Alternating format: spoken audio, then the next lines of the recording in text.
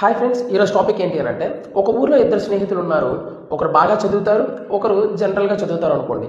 So బాగా చదివిన వ్యక్తి మంచి మార్క్స్ సంపాదించి మంచి క్వాలిఫికేషన్ బిల్డప్ చేసుకొని ఒక మంచి కంపెనీలో ఒక నెలకి 50,000 నుంచి 70,000 సంపాదిస్తున్నాడమ్మా.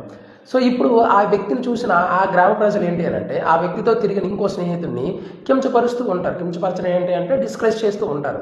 సో నీ ఫ్రెండ్ నీతో పాటు ఉండేవాడు 70,000 నెలకు సంపాదిస్తున్నాడు, పట్నం వెళ్ళి నువ్వేం చేస్తున్నావు అనేసి.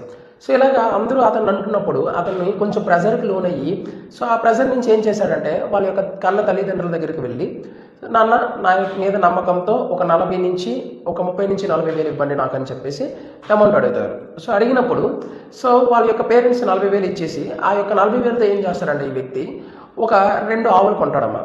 సో 2 ఆవులు కొని ఆ ఆవుల నుంచి వచ్చిన వేస్ట్ని అలాగే ఆవుల నుంచి వచ్చిన పాలని నెలకి ఒక 10,000 సంపాదించే విధంగా తయారవుతాడు.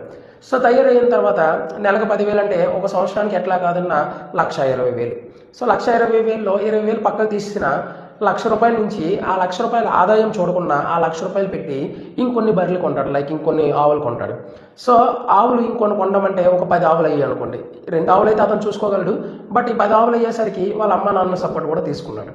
సో వీళ్ళేంటి అంటే ఏమీ ఆశించట్లేదు, ఓకేనా, వాళ్ళ జీవనోపాధి వెళ్తూ ఉంది.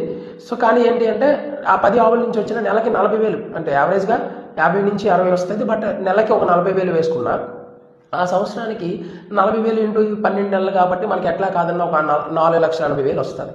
ఒకవేళ 80,000 తీసినా 4,00,000. సో ఈ 4,00,000 ప్రాఫిట్ కూడా అతను ఆశించలేదు. ఆ 4,00,000 కూడా మళ్ళీ ఇన్వెస్ట్మెంట్ చేశాడు, ఇంకొన్ని ఆవులు కొన్నాడు. సో అలాగే ఒక 3 ఇయర్స్ ఏం చేశారంటే వచ్చిన ఆదాయం ఏదైతే ఉందో సంవత్సరానికి ఆ వచ్చిన ఆదాయం అంతా కూడా ఇన్వెస్ట్మెంట్ చేస్తూనే ఉన్నాడు. సో చేస్తున్నప్పుడు అలా చేసి ఆ ఊరికి ఇతను ఒక పెద్ద అధికారిగా తయారయ్యాడు. అంటే ఏంటి అని అంటే అతనికి ఎక్కువ ఏదైతే చిన్న వ్యాపారం ఉందో అది ఒక పెద్ద వ్యాపారం అయిపోగానే అతనికి కావాల్సింది అకౌంట్స్. సో అకౌంట్స్ చూసుకోవడానికి ఒక పర్సన్ ఉండాలి. ఆ యొక్క పర్సన్ ఏంటి అంటే ఒక అకౌంట్ పర్సన్కి ఎవరైతే బాగా చదివిన వ్యక్తికి నెలకి 70,000 80,000 ఇస్తున్నారో ఈ యొక్క అకౌంటెంట్కే ఆ యొక్క శాలరీ అంతకుమించి ఎక్కువ ఇస్తున్నాడు. అంటే అంత స్థాయికి వెళ్ళిపోయాడు ఈ యొక్క చిన్న వ్యక్తి, ఎవరైతే ఉన్నారో ఆ వ్యక్తి అంత స్థాయికి వెళ్ళిపోయాడు. సో ఈ యొక్క కాన్సెప్ట్ నుంచి నేను ఏం నేర్చుకున్నానంటే సో మన యొక్క చదువు కానీ మన యొక్క ఎక్స్పీరియన్సెస్ కానీ మన యొక్క క్వాలిఫికేషన్స్ కానీ అవి ఏది మనల్ని డిసైడ్ చేయవమ్మా. సో మనల్ని డిసైడ్ చేసింది ఏంటి అని అంటే మన ఆలోచన శక్తి, అంటే మన నాలెడ్జ్ మాత్రమే. కాబట్టి ఇద్దరు నా దృష్టిలో ఇద్దరు సక్సెసే, కానీ ఇద్దరు డిఫరెంట్ వేస్లో వెళ్ళడం వల్ల ఇద్దరు డిఫరెంట్, వాళ్ళకున్న నాలెడ్జ్ వాళ్ళకుంది, ఇతనుకున్న నాలెడ్జ్ ఇతనికి ఉండడం చేత ఇద్దరు మంచిగానే సక్సెస్ అయ్యారు. బట్ నా ఉద్దేశపరంగా నేను చెప్పాను. మీరు ఇందులో ఈ యొక్క కాన్సెప్ట్ నుంచి మీరేం నేర్చుకున్నారనేది కామెంట్ సెక్షన్లో తెలియచేయండి. నా యొక్క తప్పు ఏదైనా ఉంటే క్షమించండి. Thank you so much.